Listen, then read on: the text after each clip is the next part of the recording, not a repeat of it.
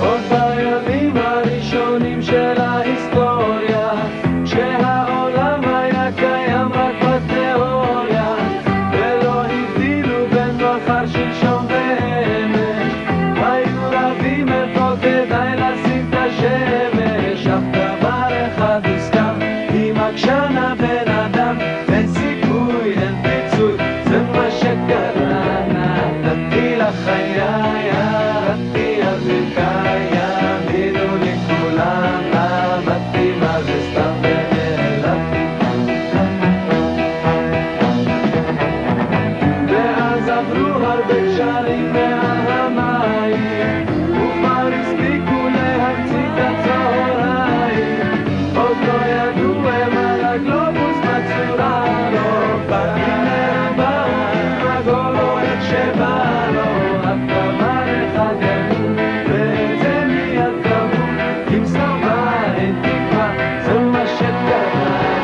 נתתי לחיי, ירדתי על ברכיי, האמינו לי כולם, למדתי מה זה סתם ונעלבתי.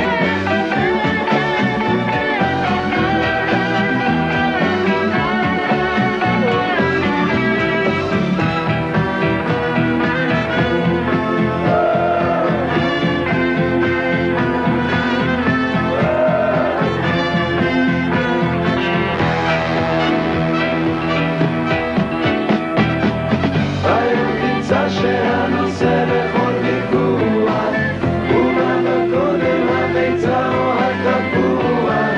אחד אומר שנגמרים לו השמיים, שיש מספיק אוויר למדינה או שניים. אולי בכל זאת נסתדר, היא תרצה אז נתגבר, היא מנעה כל גישה, זה מה שקרה כשנתתי לחיי, ירדתי על ברכיי, האמינו לי כולם, למדתי מה זה סתם.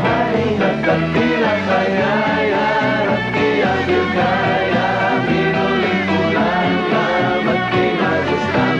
נתתי לחיי, ירדתי על ברכיי, האמינו לי כולם, למדתי מה זה סתם. נתתי